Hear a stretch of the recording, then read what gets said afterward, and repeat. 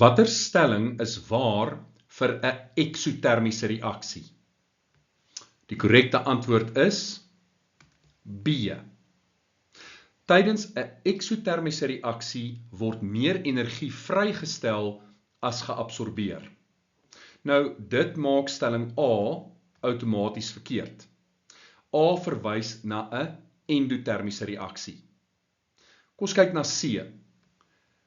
Vir 'n eksotermiese reaksie is die reaksiewarmte altyd negatief.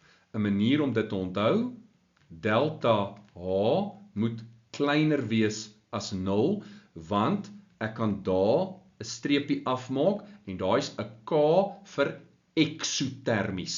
Dis 'n manier hoe jy dit kan onthou. Maar die lank en die kort is, delta H moet negatief wees, dit moet kleiner wees as 0 vir 'n eksotermiese reaksie. En dan D.